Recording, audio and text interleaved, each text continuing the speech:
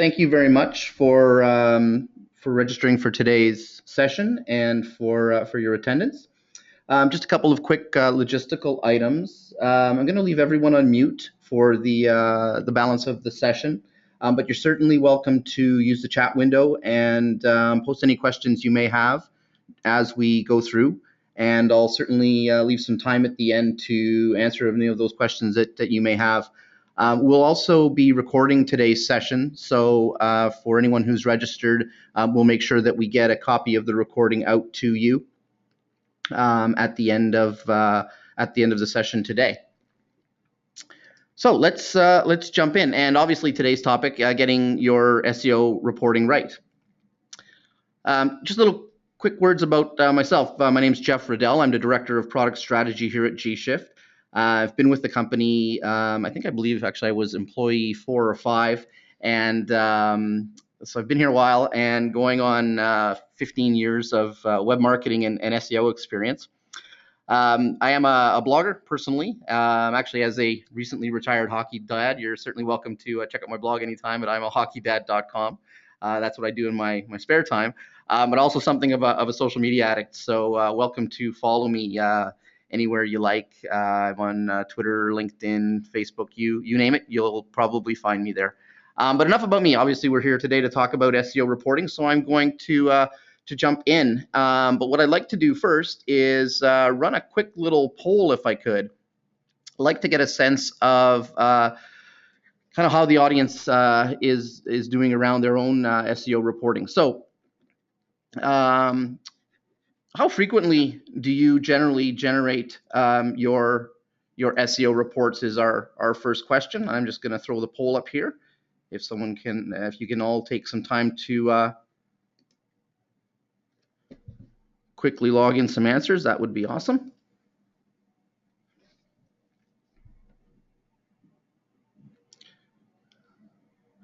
We'll just give you another 10 or 15 seconds. Looks like I see some votes coming in right now, and that's awesome.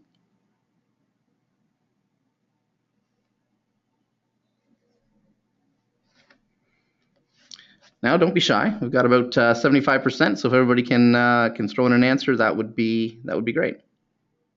And we'll make these poll results available at the end of the session as well. When we send along the recording, we'll make sure that the poll results are made available. And or if I can share these out, then that would be something I can do at the end as well. All right, I'm going to close the poll and we can jump into the content now. So let me just go back to my full screen here. So the things that we want to talk about today, really I want to, at the outset, start with 3 critical questions. Questions I like to think that all agencies and or brand marketers, anyone who's interested in SEO and or web presence optimization should really be looking to answer. And to keep it simple, those questions are really, what do I do? We have our clients, marketers, asking all the time. It's great that we have all of this data, but really, what do I do with it? What should I be doing with it? And there we'll talk a little bit about real-time reporting and intelligent dashboards, which gShift can make available. A second important question, and this is more specifically around reporting. So after having followed through with a strategy, having implemented specific SEO tactics, the next important question is, how did I do? What sort of progress have I made? Have the things that I've done made a difference in terms of my visibility, in terms of traffic, in terms of conversion on my website? And there we're really talking about core SEO and enterprise reporting. So we'll look at a couple of examples there. And then the third important question we're always asked, or our clients are asking themselves, is how are they, in other words, my competitors, doing? And so competitive reporting is important. You always want to measure yourself against your competitors in terms of, again, visibility. Am I being found as readily as my competitors, and where and for what keywords? How am I doing in terms of my social engagement versus my competitors, and a variety of other metrics that you want to measure in a competitive or comparative manner. Then we'll take a look at content performance reporting, and content marketing, content performance is really where the world has evolved in terms of SEO. It's really about generating authoritative content and establishing your authority around the content you're creating. And so we'll take a look at how can we measure how well our content is performing, and use that information to be able to better optimize on an ongoing basis. And then, as I said, we'll certainly leave some time at the end for Q&A.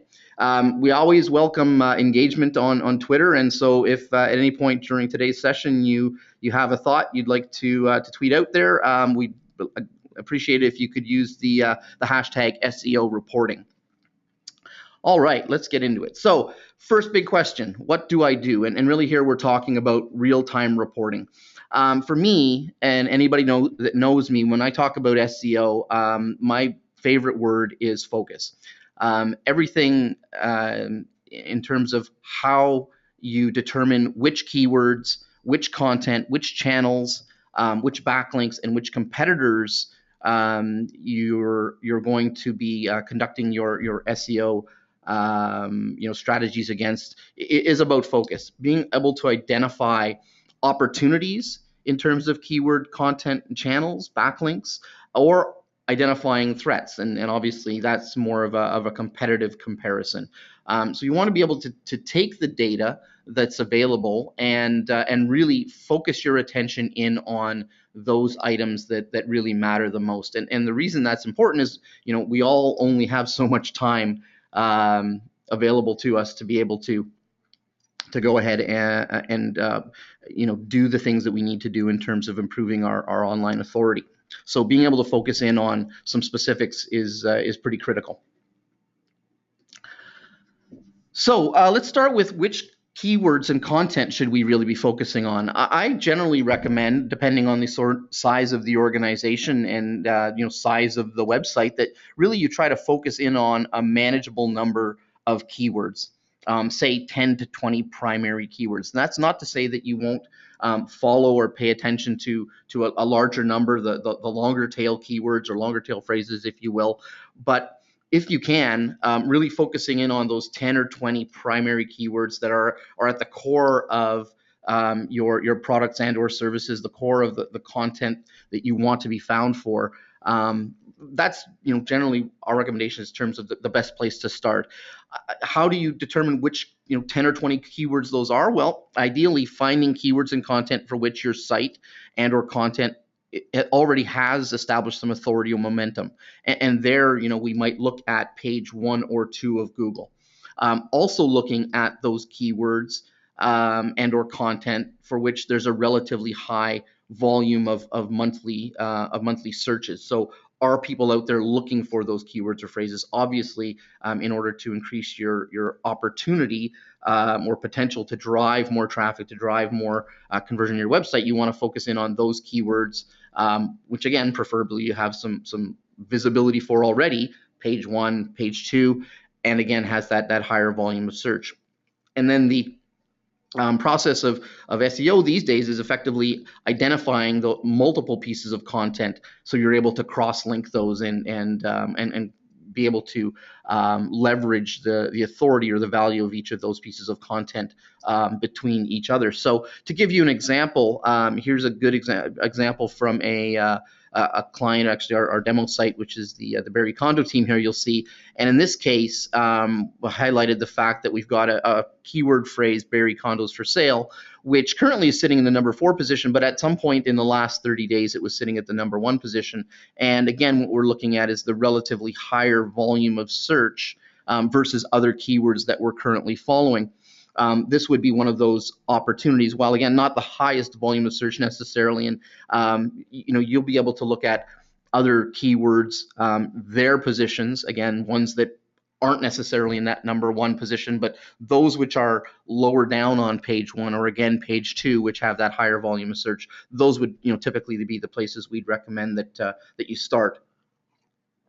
And the other thing to note here is that there are multiple pages that are ranking.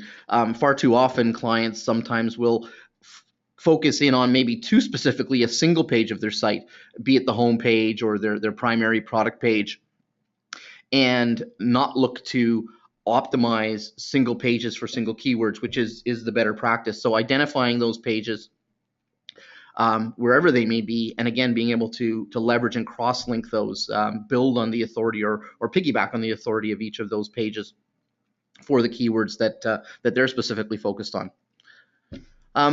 We might also take a look at, in terms of our reporting data, which social channels or which channels in general should we be paying attention to. Here we're talking about effectively identifying the appropriate social channels for your business based on signals, traffic, and or conversions. And by signals, we mean engagement. Are people liking, sharing your content? And if so, where? Typically we can suggest that, if you're a B2B business, channels like LinkedIn and or Twitter are more likely to be popular versus a B2C, where perhaps in this case you'll see it's Facebook, Pinterest, maybe YouTube, where you're getting, in this case, sessions and or conversions, or again, those social signals of people liking, sharing, commenting on your content. But at the end of the day, it's really about looking at the data and identifying those channels where you're getting that highest level of engagement. You're getting traffic and or conversions to your site. So you want to be able to use the data to be able to make better choices about where to distribute your content in your efforts to build your authority. Okay, let's jump into another poll question quickly. Approximately how long does it take you to generate your SEO reports currently? I'm going to jump into this next poll. So if you take a few moments to just give us a quick indication, would typically you be able to generate your reports in under 30 minutes? Would it take you 1 to 2 hours, or more than 2 hours? And this is one of the the key factors in SEO reporting, and why people are looking for alternative solutions. And that far too often it's the case that organizations spend an awful lot of time gathering together all of the data that constitutes or provides them with the insights they need to make decisions about SEO. So much time, in fact, that they end up not having a whole lot left to actually do anything about it. So important to try and find solutions or ways to bring all of that information under one umbrella. All right, I'll just give you maybe a couple more seconds here. Looks like we've got about 70% of the vote in. And great, I'll close that up. We'll jump on to the next slide. Awesome. So in terms of being able to gather all of that data together, one of the things we've come up with here at gShift, and an important concept is an intelligent dashboards, or dashboards in general, having a single place with custom views of the actionable data and insights you need most, depending on your role, whether you be a brand marketer, a junior marketer, senior marketer in an organization, an agency account manager, a content creator, perhaps you're the CMO, and you want to be able to get to that data when you most need it. Not having to dig down through layers of data to be able to get to that nugget of information that helps you make decisions. And that data might, in fact, be gShift data or SEO specific data. It may be external data, but ultimately, all of that should be your data, and all of the data you need to be able to make those types of decisions. Here's a couple of examples of dashboards created within our gShift platform. On the left-hand side, what you're looking at is a dashboard that's built around the ability to monitor multiple web presences. And this might be multiple business divisions, multiple websites, perhaps in the case of, say, a franchise or a larger organization, multiple locations, or in the case of an agency, multiple clients. And that's really the representation we have here, where at a moment's notice or a quick glance, we want to get a sense of site traffic data, perhaps. Maybe there's some lead specific information we're after. Maybe we're looking for a competitive visibility breakdown. But really creating these dashboard views to be able to get to the information that's going to give us the ability to make quick decisions. On the right-hand side, we've more detailed data around a single web presence, and here we might be looking at website specific metrics, so more analytics oriented data around visits, conversions, what channels are driving that traffic, what devices are driving that traffic and that activity. We might be looking more specifically at visibility metrics around visibility in search engines, share of voice, share of search, if you will. We may have some competitive data that we want to be able to quickly compare. And all of this ultimately, again, is about being able to look, get a sense, and draw insights from the data in order to be able to take action ultimately. So, and there is the ability, as I say, to potentially pull in third-party data here as well. So, great, I'm looking at my organic traffic data, but perhaps I also want to look at some call tracking data from a third-party source. Perhaps I've got data in a CRM that I'd like to be able to pull in and compare or contrast against data from other sources. So those are all certainly things that are possible. And again, the dashboard view really gives us that ability to see all that data under one umbrella. But when it comes to reporting, again, the second big question a lot of clients and a lot of people that are involved in SEO effectively have is, how did I do? And this is the more historical progress type reports or trend reports to tell me that, hey, I went ahead and I followed through with my SEO strategy. I performed some specific tactics. Now, what effect did that ultimately have? And how can I learn from that? In terms of a core type of SEO report, again, bunch of different metrics we can pull in all under one umbrella to be able to make some determinations or to get a sense of how things are trending. We might look at on-site content analytics, so things like sessions, page views, conversions, bounces, and we might want to look at all of that by channel and or by device. Obviously, with some of the things that are happening in the world these days in terms of Google and their mobile friendliness algorithm update, and just in general, people accessing more content via mobile device, important to be able to understand. Are they coming in looking at our content, through a desktop, through a tablet, through a mobile device? Again, we're looking for that breakdown of how traffic is coming to the site and how is it behaving once it gets there. At the more keyword specific level or visibility level, we can look at things like keyword positions. So specifically for a keyword, where do we rank and what piece of content is ranking in those specific positions.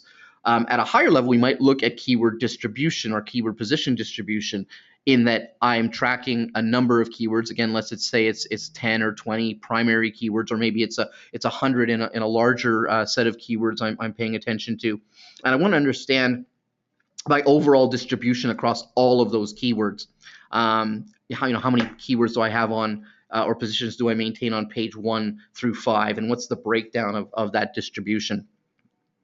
And or we might look at, again, at a higher level without looking at specific keywords and come up with a scoring system. And we've done this within the gShift platform, where we can take a look at a relative visibility score in terms of, again, it's really around the idea of keyword distribution and or my overall share of search for the positions that I have relative to my competitors or relative to all of the other results that show up within the search engines. What's my relative share of that, or what percentage of click-throughs could I potentially obtain? And being able to track that and see the trend of that score going up or down over time can be a great indicator of how to make decisions around which keywords, again, to focus on and or what actions to take to try and improve that visibility score.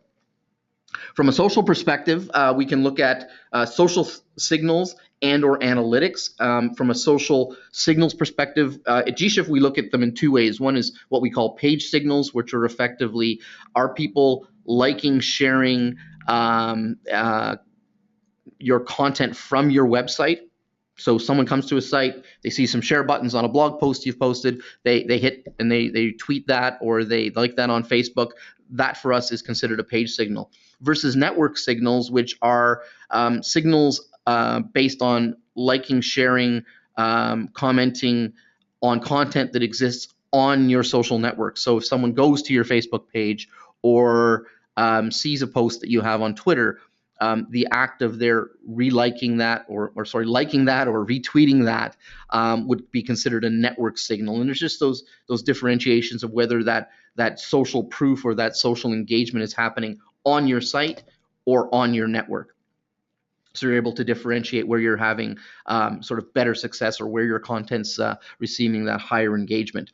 We also then want to look at the analytics side. So how much traffic and or conversions are you seeing from the various social channels, and seeing that broken down by channel. So again, you can understand where are you getting the highest level of engagement. What channels should you be focusing on?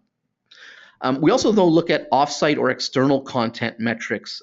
Similarly, we want to see social signals, so content that resides outside of your website. Maybe it's an external blog post, maybe it's a listing you maintain under a directory, perhaps it's an article that mentions and or links to you.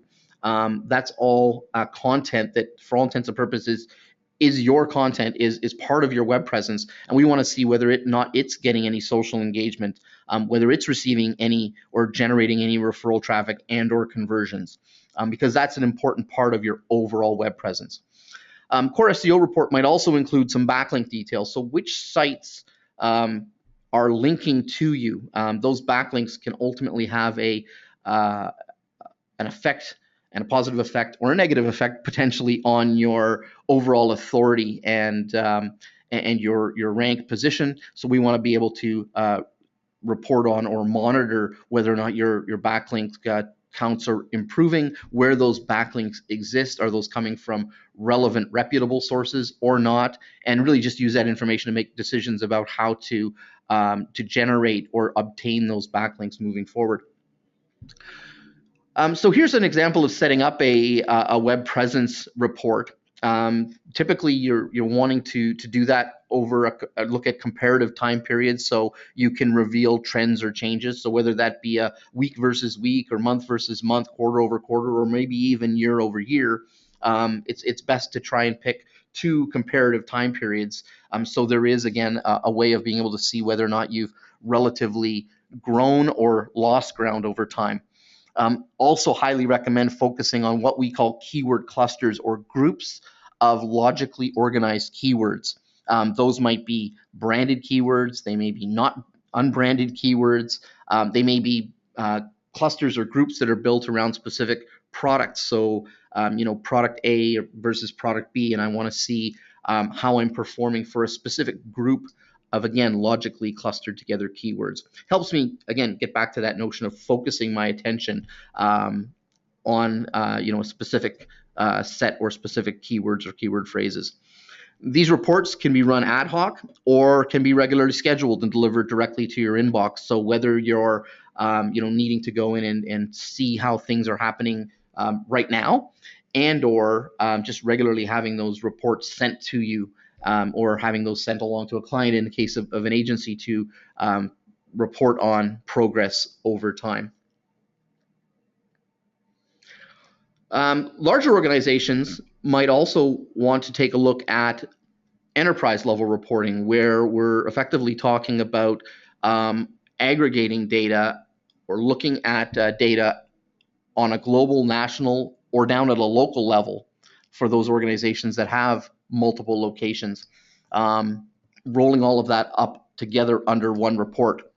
But then also identifying your top and or average performers in order to quickly identify what's working in which locations, which perhaps tactics that are being performed in one area are working that we might be able to use in others. Can we learn from what's working or not working, again, in some areas, so that we can apply that to other areas or other locations within the organization, within the enterprise. So that's that type of data. Again, having all of that under one umbrella can be a huge time savings versus having to go out and grab that for each individual location, and being able to somehow kind of pull all that together. At the aggregate level, you're able to see how things are obviously then trending over time. Show me the big picture for all of my locations. Is my traffic growing? Are my conversions growing?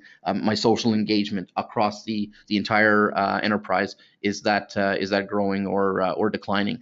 Which again, might be something higher at the CMO, at the more strategic level, that helps us to make decisions or identify those types of trends. All right, the third and final question in our poll: which metrics ultimately matter most to you for your SEO reporting? And I'm going to just quickly launch this one. So for your own organization, and you can choose multiples here if you like, is it traffic? Is it conversions? Is it social engagement, competitive data, or rank data?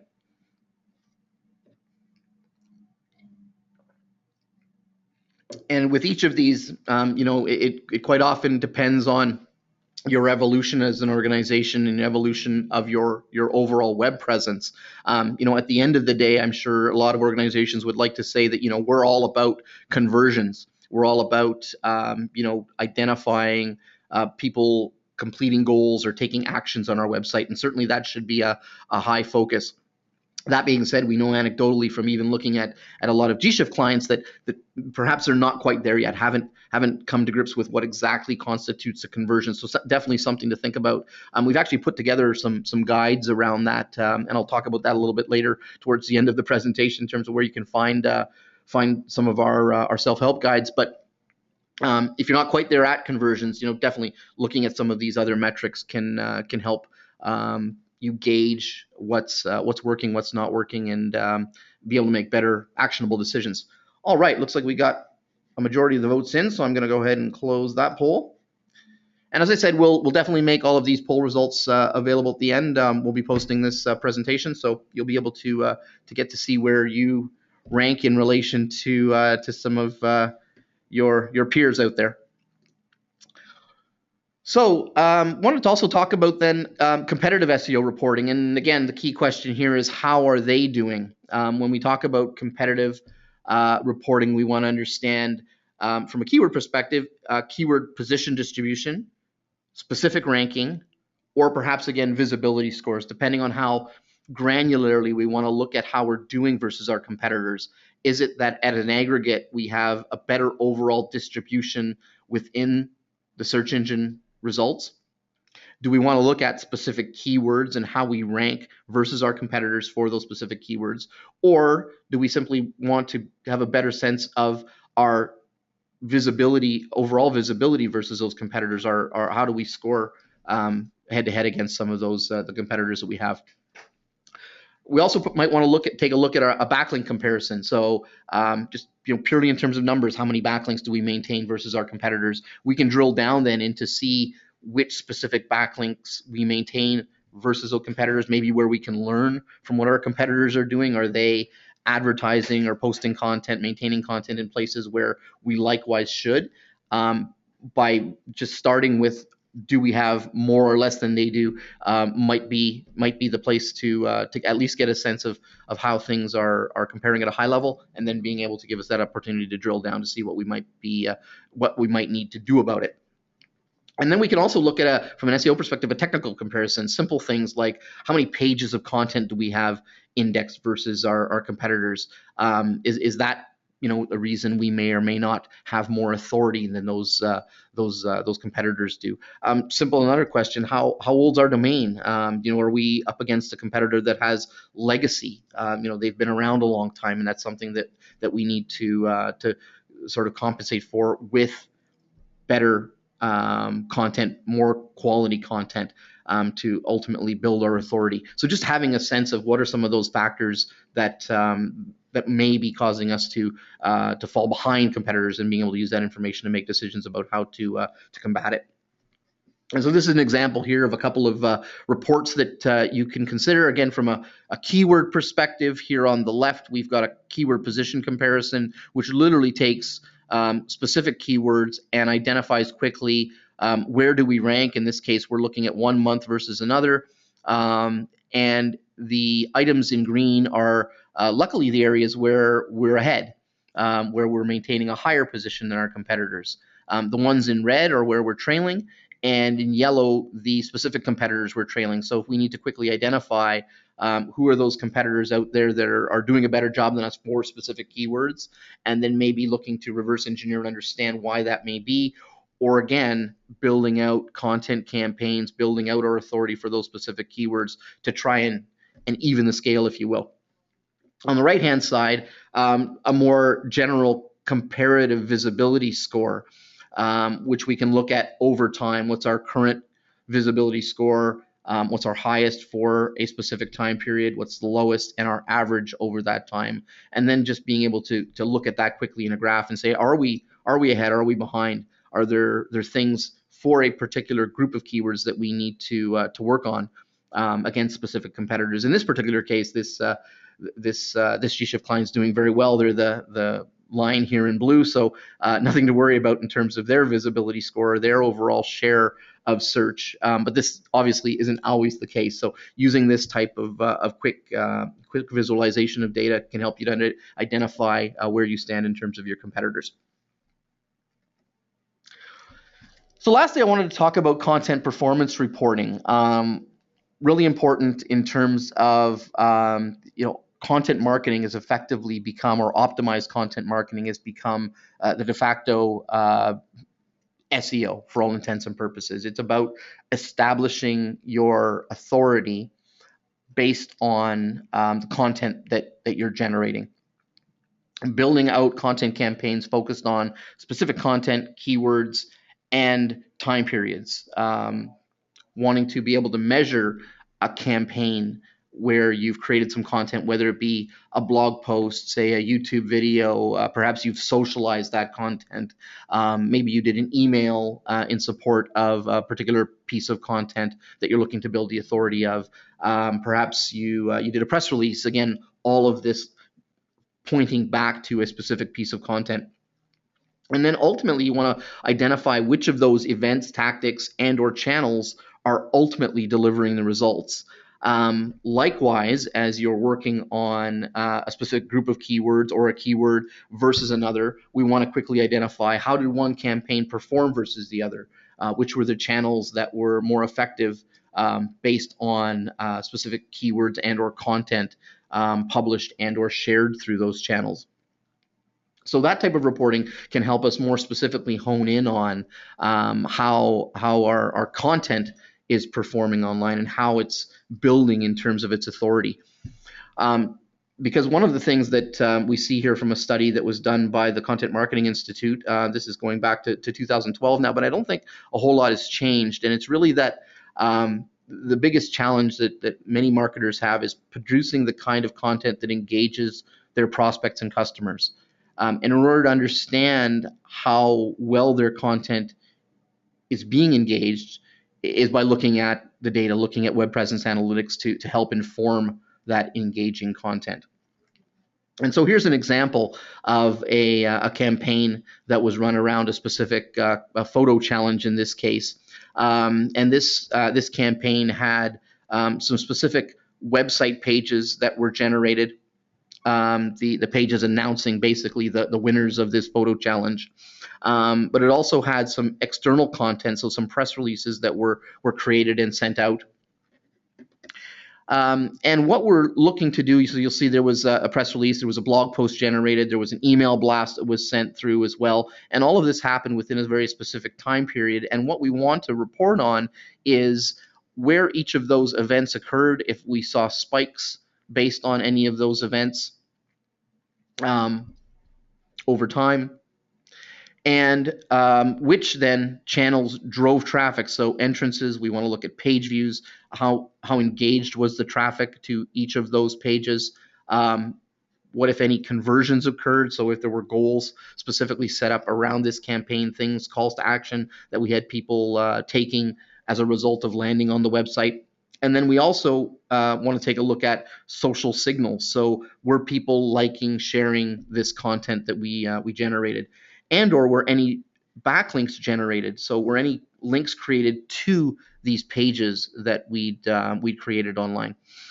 And then more importantly, we can break all of this down by channel. So did this traffic and or conversion come in via organic, social channels, referral, If there was a paid component, was there any paid traffic driven?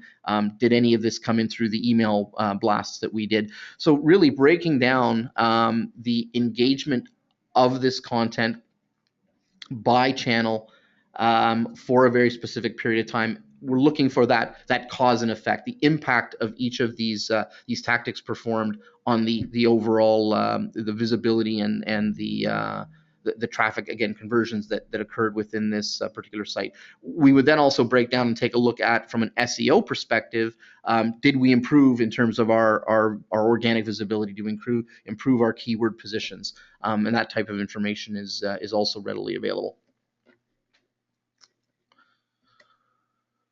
So end of the day, we're getting towards the end.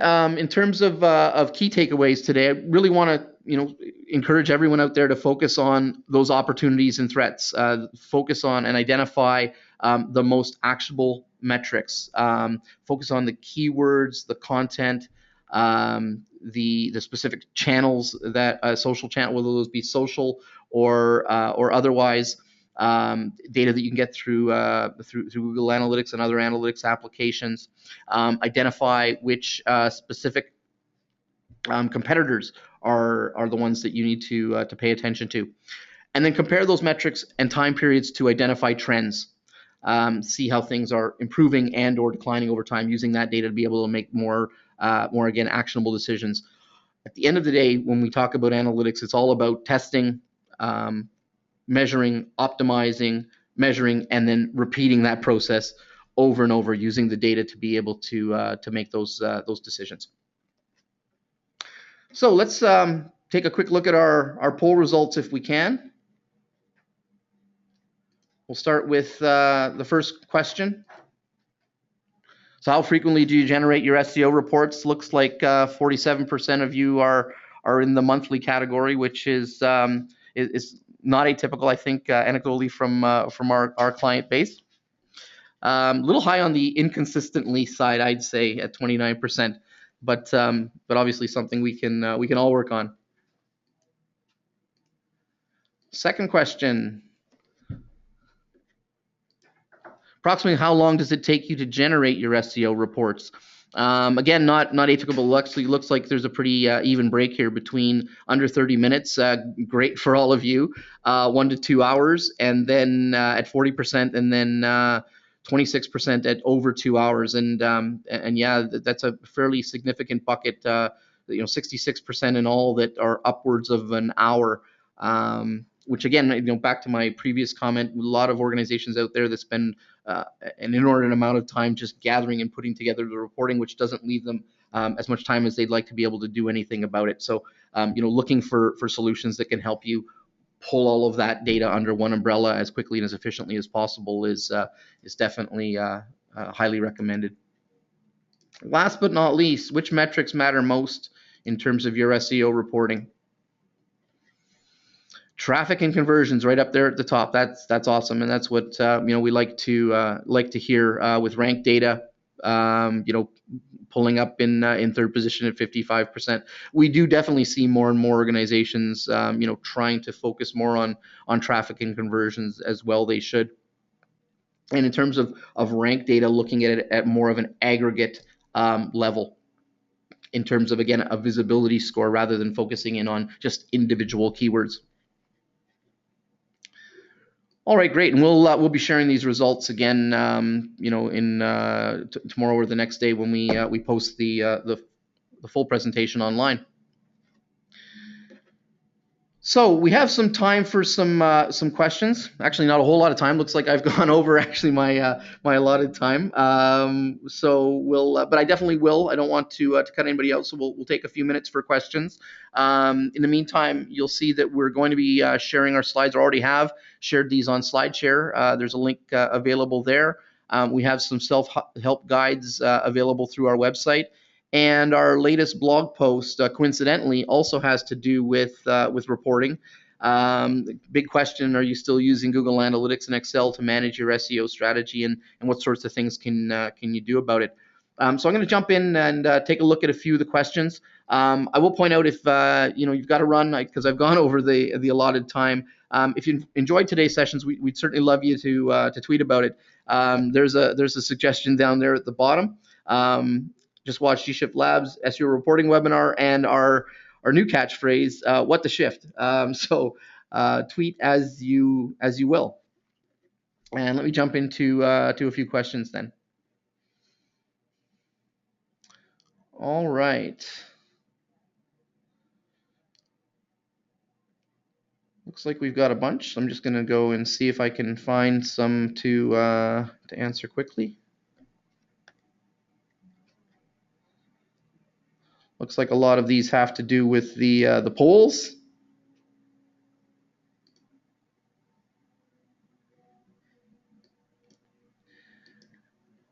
The question around pricing options of our reporting, I wasn't looking to touch on that. Certainly welcome, though, to email me offline. It's part of our reporting is part and parcel of our gShift platform subscription, which is really based and focused around keyword usage. So you're definitely welcome to email me, or you could email sales@gShift Labs. Sorry, and my email is jeff.riddall, Riddall @gShift Labs. So if you wanted to have a follow-on conversation around specific pricing, reporting, that sort of thing, be happy to take that offline. In terms of there's a question about which program do we use to get the ranking. That is gShift Data. So part of our platform and an important core part of our platform is obtaining daily ranking data from a wide variety of search engines.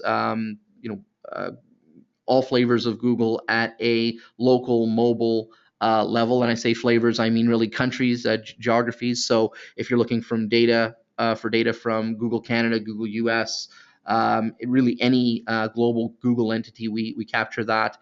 We also obtain ranking data from YouTube, from some of the other international search engines like Baidu, Naver, of course, Bing and Yahoo are part of our search engine ranking list. So that's all data stored and captured by gShift specifically.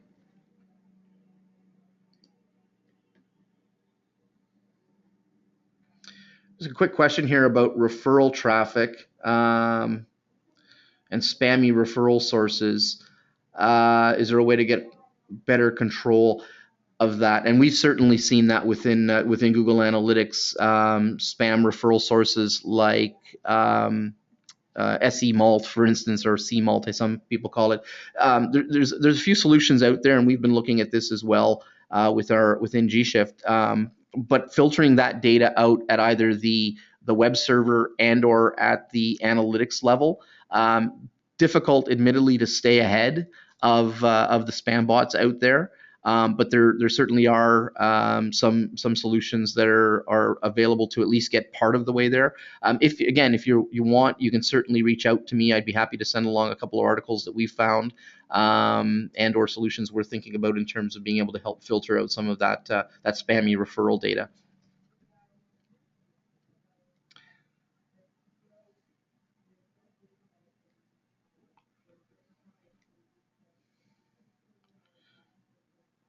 Some questions about templates for SEO reporting. I think I covered that through the presentation. Pricing questions. Quick question about how often we do webinars. These our digital strategy webinars are typically once a month, though we have several that we've done for other specific instances when certain topics come up. You can certainly check out our events page on gshiftlabs.com. We also maintain a user training calendar, which we list our events on within our website as well. So you're welcome to find information on either our webinars. Typically monthly, but sometimes again some come up in between that you're welcome to join.